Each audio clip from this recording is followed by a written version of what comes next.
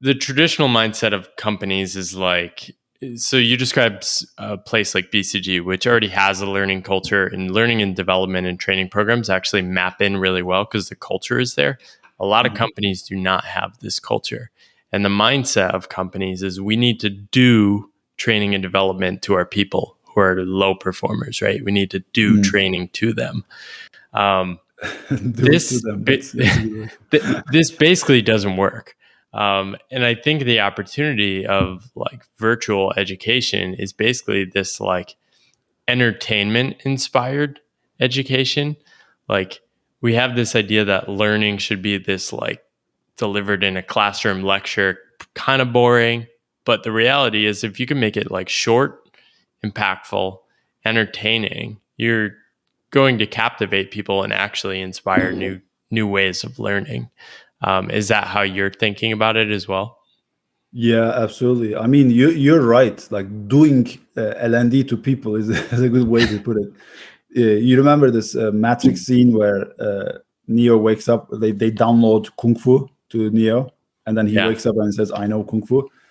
Well, until that technology comes, it's just, you have to find a way to engage people, right? And there's three components. There's the content, technology, and the marketing.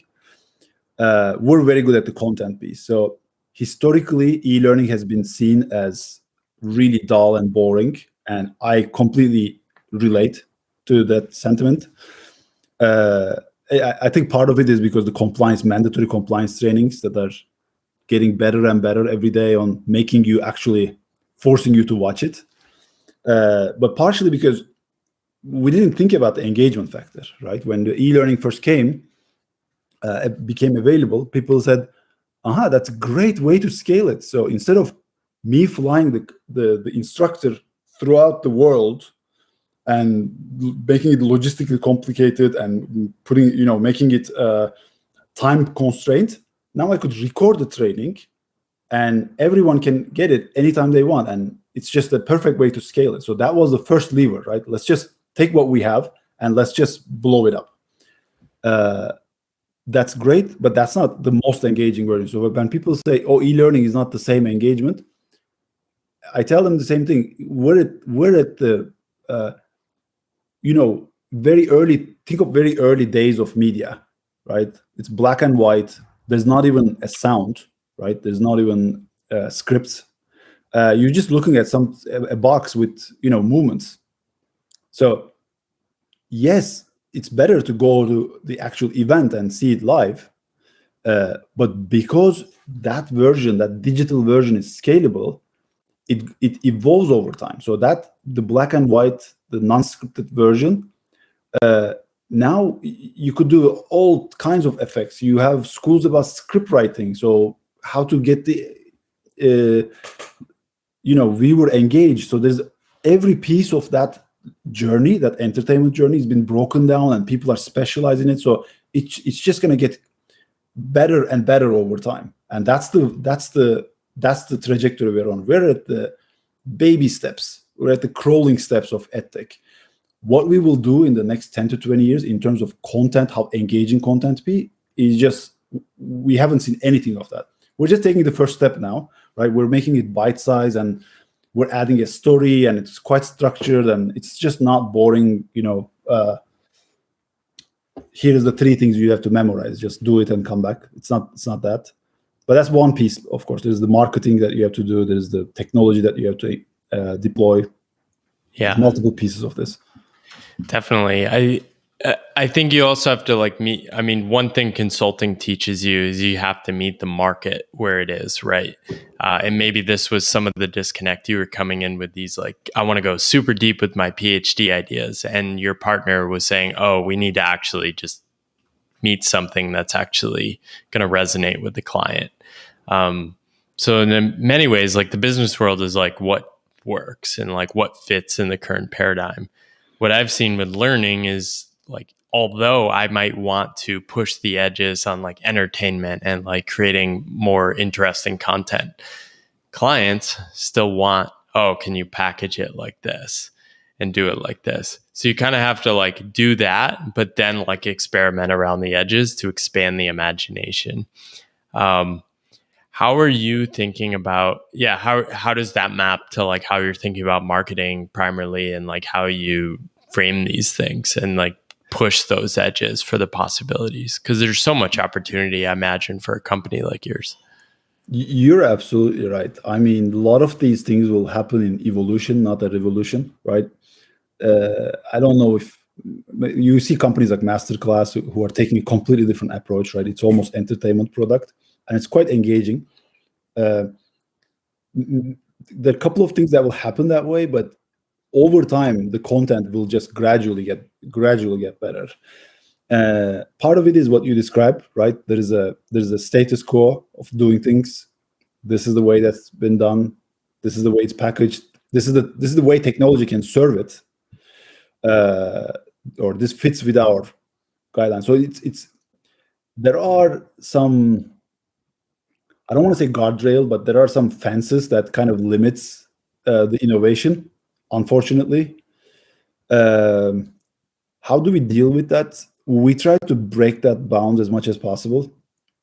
Every time we talk to a consulting firm, they come.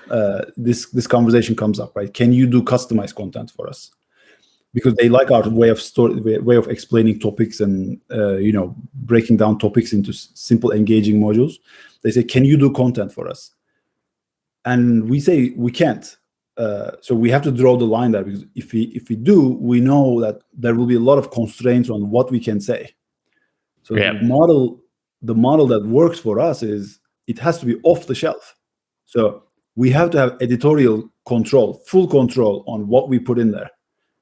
Once it's launched, if you don't think it's good enough, which never happened so far, if you don't think it's good enough, then we failed. We didn't do our job.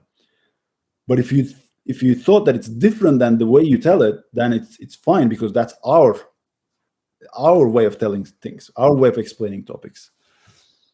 Yeah, I think I've run up against this too. Clients, companies, leaders, they think they know what they want. Until you then show them something completely different. And then they go, oh, this is what I really wanted. Yeah. I find that it's quite normal with the creative process, right? If you're designing a website, you think you know what your website to look like, but a designer comes and just pushes you to the extremes. They use different colors in the same page, and you're like, oh, I don't think this would be possible, because I'm a consultant, so I've only created slides. In terms of production, I've only done slides, and that's not how we do it in slides. So that's my frame of reference. That's part of the creative process. But like you said, right, you have to, what did you say? You have to meet the market where it is.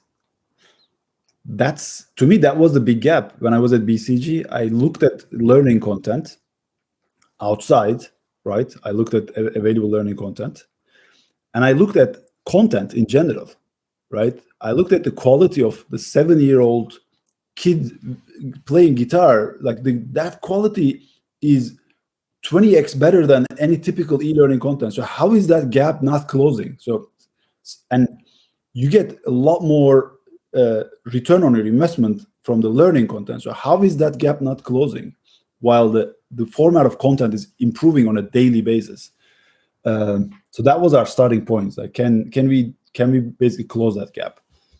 Yeah, and I think there's almost like this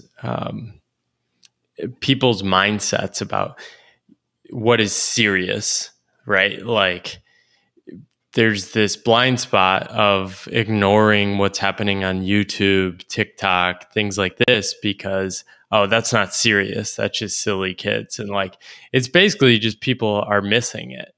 But I see the most interesting learning content all happening on YouTube and TikTok right now. Like they're really pushing the edges. And people get distracted because they see all the silly and stupid videos. But like if you dig deeper, it's like, wow, people are really creating and experimenting.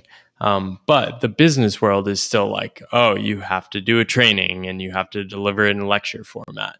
But eventually that's going to change. I mean, people who grew up with the internet, especially the millennials, are just going to say, why are we doing this old, boring approach? It's already changing. I mean, I think I already see signs of format, and we had the same thing, right? When we do animation, and then is it cartoon? Like, is it not serious enough? Like, we had in the beginning, we had the same similar reactions. And the thing is, traditionally, L&D is designed in a very top-down fashion, right? Someone in the organization makes all the decisions, and then it's like you said, it's down to the organization. You need to do training to people. Do training, exactly. You have to check that box. But that's changing now. It's very much bottom up. People are driving learning. People are deciding what good looks like, what is a good format. So we had the questions about, oh, this is cartoon, is it not too serious? But once you launch it, you realize that not seriousness is actually what people loved. We make humors and we just make jokes you wouldn't normally do in a corporate environment. Like you wouldn't think in that mindset when you do corporate learning, because you want to cover all the bases. But for us, it's an entertainment engagement product. So we have jokes in the videos, and people loved it. So you see the comments from people actually appreciating it, and then when you show it to decision makers, it just changes the way people look at it.